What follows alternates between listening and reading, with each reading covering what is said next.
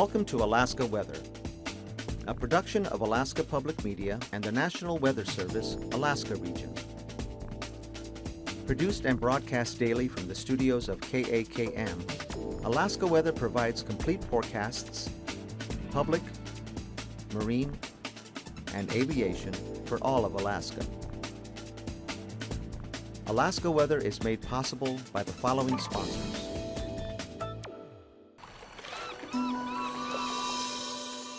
Sometimes the best way to find a living is to stay right where you are and study with UAS online.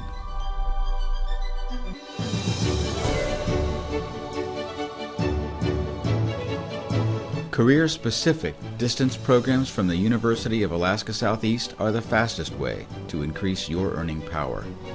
We connect all over the world.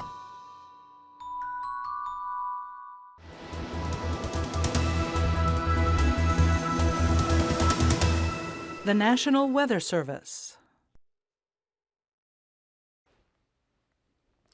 Hello again, everyone, and thanks so much for joining us for this Friday's edition of Alaska Weather. I'm Dave Percy, a meteorologist for the National Weather Service, and I'll be hosting this evening's show. River breakup map for today showing some open areas here to mostly open along the Tanana River, also some areas along the Susitna River as well, with still some mostly ice areas kind of stuck in between there as well. Otherwise, things kind of breaking up pretty slow, no problems showing up yet, and the northern river still pretty well iced over. Satellite imagery for yesterday showed storm system here rolling into the southeast coast right across just about Sitka and then off to the north during the afternoon hours. Of course, rain with that, moisture spreading in across the southeast interior, as well as the North Gulf Coast, and to a lesser extent, still some areas of rain here into south central Alaska, showers into the southwest interior, breaks to the north, and really not much change up along the Arctic coast and North Slope, with the Bering Sea still seeing a lot of clouds yesterday, kind of a weak low circulation here just east of the Pribilof Islands. So had light southerly flow here along the coast and light northerly flow back to the west there. Higher pressure here, that northerly flow in advance of the ridge. It was popping up ahead of the next stronger front there. Quite an impressive looking cloud shield, although that's mostly cirrus. And that drove eastward right across the western Aleutians overnight into the central Aleutians today, and now starting to bear down on the Fox Islands here, especially the Nikolsky area, and eventually into the Pribilofs. Gale force winds in advance of this front, minimum gale force winds dropping off considerably back behind the front, turning more westerly, and then showers in the colder air coming into the far western Aleutians. Otherwise, some nice breaks here along the southwest coast, Bristol Bay, the Alaska Peninsula for some sunshine today, all the way up into Norton Sound and the Seward Peninsula.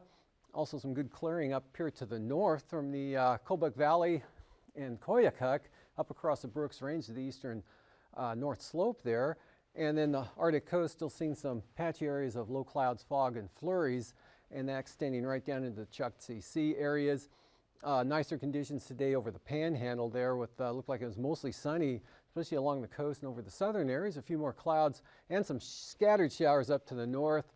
Clouds, scattered showers here across all of southern Alaska, especially south central Alaska, up into the Alaska Range, Tanana Valley. Got showers developing this afternoon, also back to the west, extending northwestward, and kind of a cloudy afternoon there for Kodiak Island. You can see the next system down here to the south. Again, a solid mass of clouds gathering southwest, and that's going to be driving northward, and that'll bring some more gale force winds into the southern southeast coast, Dixon Entrance tomorrow afternoon, while this front will continue to edge its way eastward, gradually weakening with time. It looks like it'll hold together enough to keep some gale force winds in the forecast for tomorrow here for the especially Unalaska Island, at least for a short period of time, and it'll become definitely windier for the Pribilofs as well.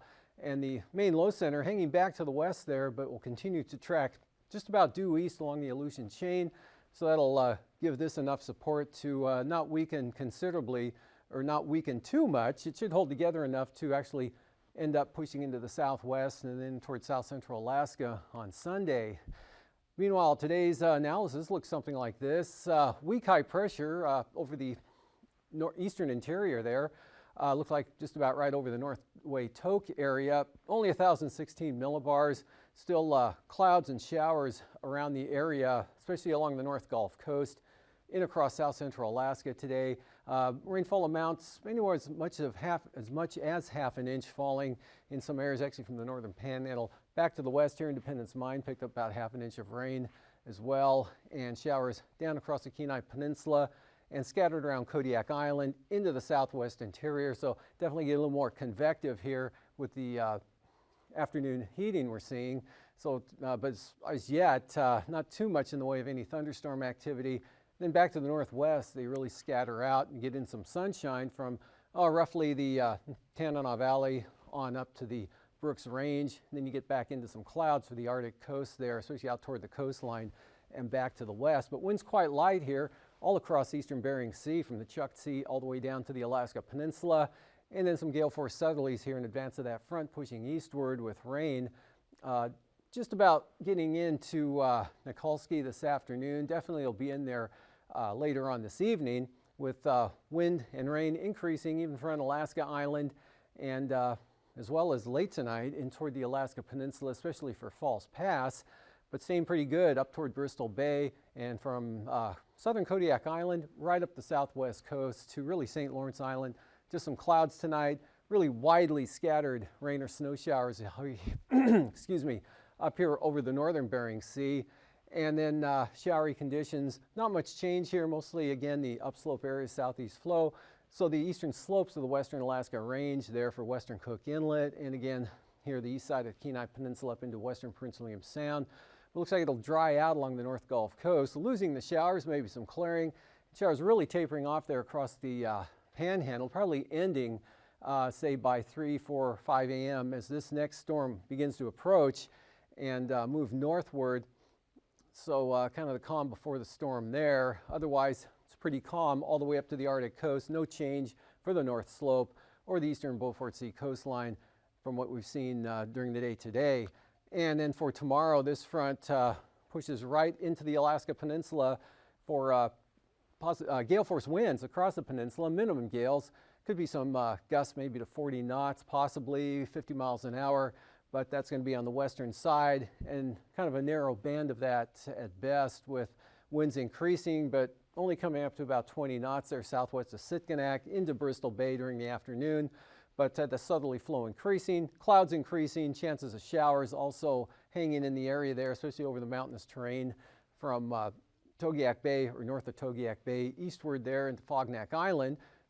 Maybe a mostly sunny day here over south central Alaska. Definitely dry, no rainfall at all. Showers now confined to a band up there, mostly along and north of the Alaska Range.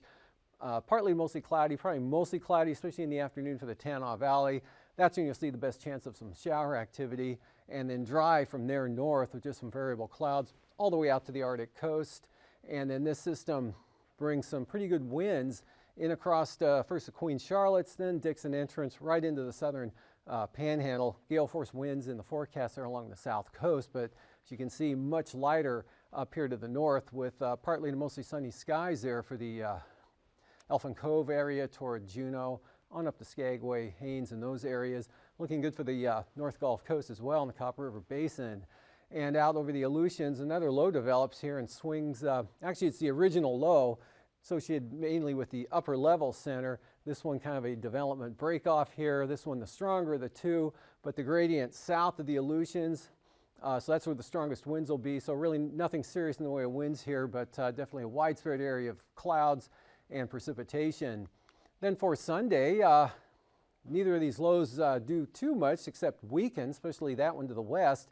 So that's going to keep the central Aleutians pretty wet and breezy back toward Kiska, improving toward Shimya. This week low just only promises some cloudy skies and scattered showers there for the Fox Islands, and less wind, showers, less showers for the Alaska Peninsula as the front drives right up into Bristol Bay, lying right along the coast here. But the winds coming down with that kind of weakening here. A little more of a breeze there, Kodiak Island early, late tomorrow night and early, and then coming down as the front edges eastward. The strongest wind band there coming up right across the Barren Islands and into Kachemak Bay, Lighter winds for Cook Inlet and the North Gulf Coast. Pretty light for Prince William Sound as well as northern Cook Inlet. And then still a chance of showers along this trough here, especially in the afternoon for the Alaska Range into mainly the 40-mile country there. Not too bad for the Tanana Valley. Dry, a little more sun up to the north, and then again, no change up there on the Arctic coast. Winds pretty much east or east-northeast, passing areas of clouds, low clouds, flurries, patchy fog. That's about it. And then we've got some shower chances along the coast range here, and then pretty good here for the southeast coast. That low just rolls right on through tomorrow night. Weak high pressure building in, winds switch around to the west-southwest, and look for maybe a partly to mostly sunny afternoon for the day on Sunday. Temperatures across the Panhandle this afternoon, anywhere from the 40s to mid-50s, the exception being over at Stewart, 55 degrees. Otherwise, Klawock at 49, Elfin Cove 43 degrees, or actually that's Gustavus. 49 up at Skagway, Yakutat 46, lower to mid-40s here for the North Gulf Coast areas, Middleton Island at 45, near 50 there for Palmer, upper 40s Kenai Peninsula, a little cooler at Seward with 44, same thing at Kodiak, and up in the Tanana Valley, Talkeetna reached 50, although Gulkana just at 48 degrees, lower to mid-50s for the Tanana Valley areas, and then just 38 degrees this afternoon at Fort Yukon at 4 p.m., while Bettles had 40 above, but you can see some lower 50s back to the west there to Galena and Tanana, 32 degrees up at Anatuvik and only 29 at Arctic Village, and of course much colder along the Arctic coast, anywhere from 5 to 15. Central and east side, west here, pushing up toward 30 degrees or a little above at Cape Lisburne, upper 30s here for the northwest coast, although Buckland up to 46, back down to 34 at Nome. 40s here for the southwest interior and the valleys there with 31 at Savunga, upper 30s along the coast. Right around 40, give or take, there for the Pribilofs, mid-40 central Aleutians, cooler back to the west behind the front towards Shemya, 45 on Alaska and the Alaska Peninsula, pushing up toward 50 there to King Salmon. Lows tonight in the 30s all across the west here, from the Seward Peninsula, Kuskokwim, Yukon River valleys, across Bristol Bay to Kodiak Island, the Aleutians, Alaska Peninsula, and mostly above freezing here, south central Alaska, definitely above freezing for the Panhandle. Tanana Valley, anywhere from the upper 20s, mid to upper 20s to mid 30s, and then considerably cooler as you head north of the Brooks Range, dropping down towards zero in some areas, but generally everyone's staying on the plus side of things. For the highs tomorrow, teens to mid 20s up that way, mid 50s here through the central interior, back down toward Bethel, lower 50s, 40s for the Aleutians, Alaska Peninsula, Bristol Bay, mid 50s, 50 to 55-ish or 6 there for the south central Alaska, about the same for the Panhandle. Flying weather tomorrow, pretty good VFR over the interior, except for the eastern Arctic coast, some marginal stuff southward, especially along the North Gulf Coast, extending into along the coast of the Panhandle, but generally getting better down there. And IFR, an extensive area here along the west coast. And then for tomorrow afternoon, that front comes eastward, IFR into the Pribilof Islands, south side of the Alaska Peninsula, VFR for Bristol Bay, marginal VFR northward through the Bering Strait, western Arctic coast and North Slope, lingering IFR east side of the Arctic coast, and then moisture building here and deteriorating, or the flying conditions coming down tomorrow afternoon for the southern southeast coast. Passes, Anatuvik though, open, as well as that, again, good VFR, both passes there. Lake Clark and Merrill, occasionally marginal, and that will be on the eastern entrance the way it looks right now. It won't be just solid marginal VFR, but it'll be marginal at times. Rainy though, same forecast, but probably even a little less of that. Windy, marginal VFR becoming VFR, and for Isabel, looks VFR, and Mentasta VFR, Tanita also VFR, Portage marginal becoming VFR, Chilcoot and White VFR. Freezing level 2,000 feet right up into the central interior and a little beyond, actually getting up there into the Koyukuk and Yukon Valley areas back across Norton Sound. Otherwise not much of a thermal gradient going on here. A little cooler along the southeast coast and no gradient, pretty flat out in the Bering Sea. Icing though, with the front coming eastward here, a band of rime icing, possibly isolated moderate rime coming into the Alaska Peninsula to the Pribilofs, and then a mixed condition out here to the west above about 4,000 feet, more convective in nature out west there. And then also that same sort of pattern here from the North Gulf Coast, the Kenai Peninsula south to Kodiak Island, and then a more massive area sliding up toward the southern panhandle. Jet stream, upper level low with that next storm coming up right there over the southern southeast coast or Dixon entrance. Strong jet staying to the south. One branch here coming around the upper level low, sliding eastward over the Aleutians. So really interior left under kind of either just a lack of storminess or a really weak ridging here that gets a little stronger over the Arctic. And for these 9,000 foot winds, southeasterlies 15 to as high as 45 knots here. Again, a narrow band, some pretty good winds coming ahead of that front to the Alaska Peninsula up to the Pribilofs. Lighter from the west, southwest behind it. Really light winds over all of the interior, right up to the Arctic coast. Strong winds coming across Dixon entrance and hammering the southern panhandle tomorrow. Same thing at 3,000 feet, go 35 knots, give or take, down there over the south. Much lighter to the north. Southeast 40, Alaska Peninsula to the Pribilofs. And again, the strongest winds here south of that low center, south of the chain, so we're just looking 20 to 25 or less here for all of the Aleutians. And then again, the stronger through this area, lighter out of the east over the interior. And turbulence-wise, of course, with the two storm systems, moderate chop increasing here, Dixon entrance into especially Prince of Wales Island, southern island, and along the Alaska Peninsula, out over the Pribilofs. And after the break, I'll be back to look at the marine forecasts.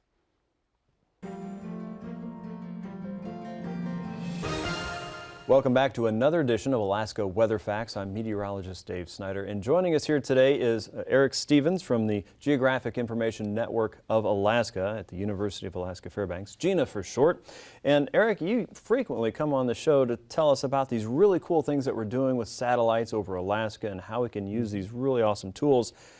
But I'm thinking all the while there has to be a mad scientist somewhere working on the next cool thing in the satellite laboratory. What is being developed today?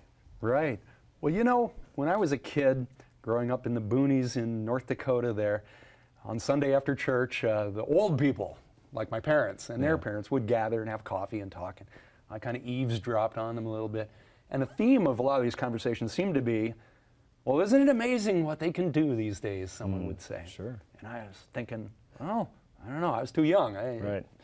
Well, now I'm old enough in the weather satellite business. You can remember when. The new generation of weather satellites, I'm starting to say, isn't it amazing what they can do these days? Because it's always improving. Yes. Maybe an analogy here is like television. Television started in black and white, then it went to color. Analog signal transitioned to digital here a number of years ago.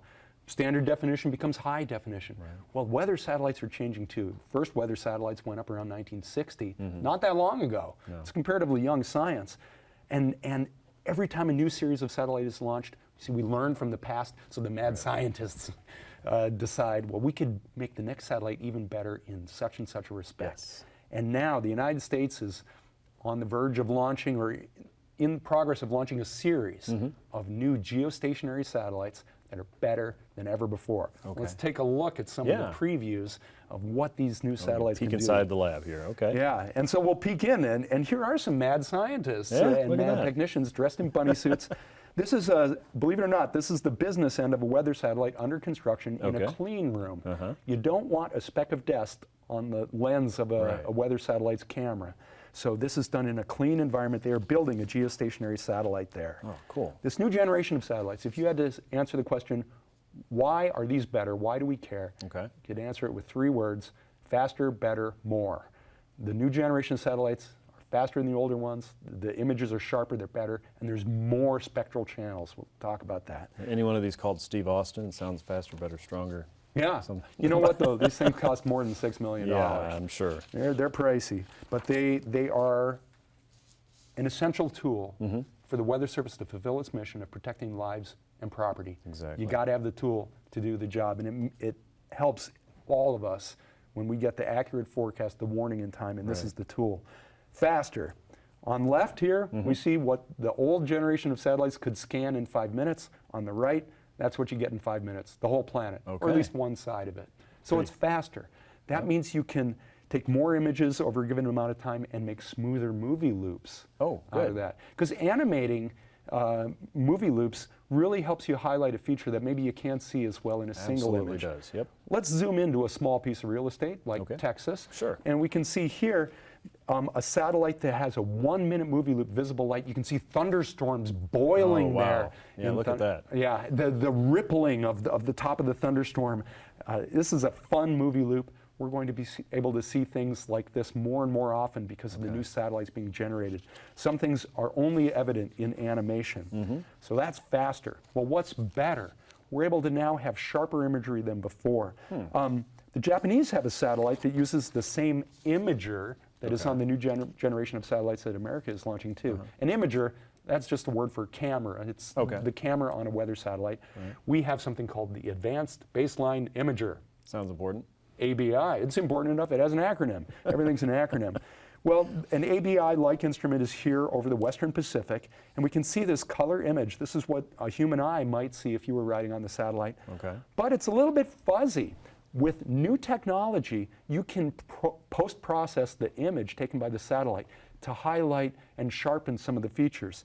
So this image here of the Western Pacific then becomes this image. Thanks to the processing techniques, yes, this is the newest technology. So we've got a new satellite that can provide better data than ever before. And on the ground, we can process it better than before as well to really sharpen up the imagery and to give us a better view of the weather than ever before. So faster and better and more. What do we mean by more? Well, on the older generation of satellites, the imager, the camera, had 5 slices of the spectral pie, visible imagery, infrared imagery, something we can't see from the human eye. A lot of different slices of the pie. We're going from 5, the new imager has 16 slices. Each slice has its own relevance. Some are best for volcanic ash, for smoke, for dust, for telling the difference between smoke and dust, which can look similar under some infrared channels, but other ones bring out certain things. All of these 16 bands are important. In fact, some of the mad scientists, they didn't want 16, they wanted 24. There's always more you can do. But that'll be the next generation of satellites. So now we say, isn't it amazing what we can do these days? And you know what? It makes you think, well, what's the future going to be like too? It's so important to be able to know what's going on now in the weather. If you're going to forecast the future, you got to know where things are now. And satellites are the way to see that, especially in Alaska, where we don't have as many observations down on the ground. The satellites fill in the holes. Yeah, really important stuff. And I love hearing about what we can see right now, but I love thinking about what is possible in the future. It's amazing stuff. And since you paid for it, it's a good time to learn about it. If you'd like, check out the website at www.goes-r.gov. And as I understand, it's a really easy website to use. Oh yeah, a lot of good information about what these new satellites mean to Americans. And it's the Weather Service's mission to protect lives and property, and this is the tool how to do it. Cool stuff, Eric. Thanks so much for sharing that with us today, and thank you for joining us right here in Alaska Weather Facts. We'll see you next time.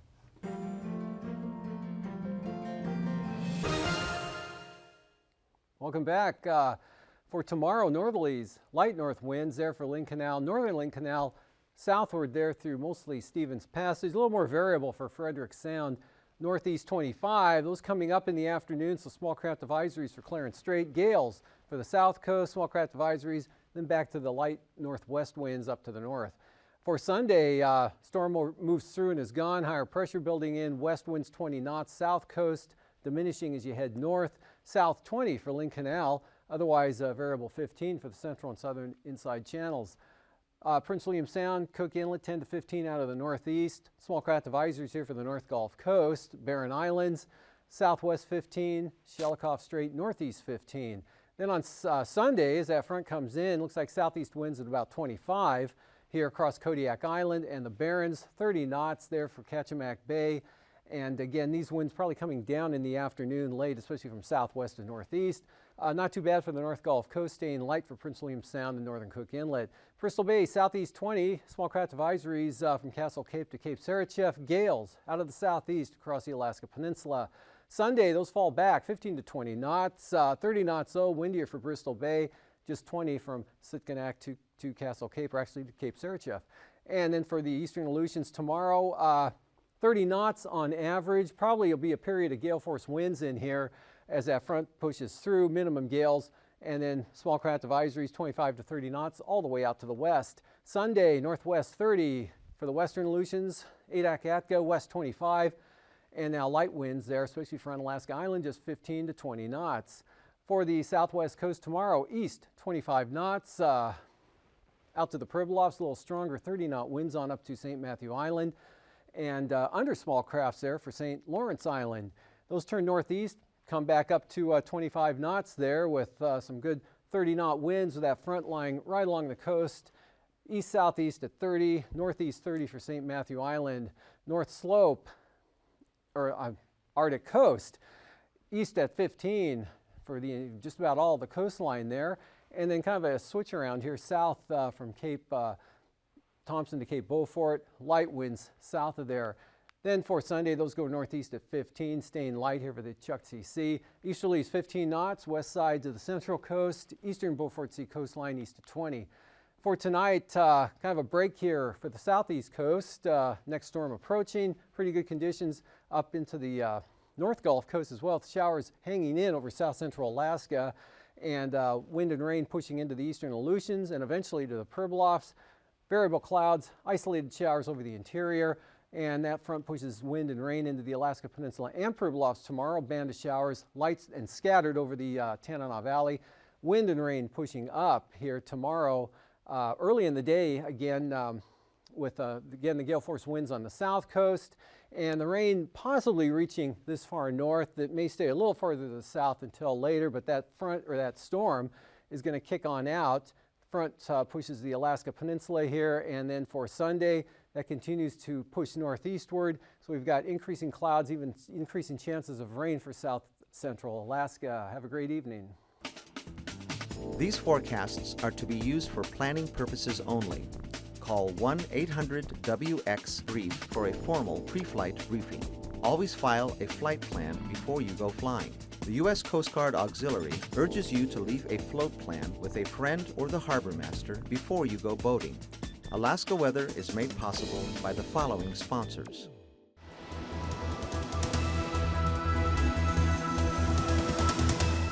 The National Weather Service.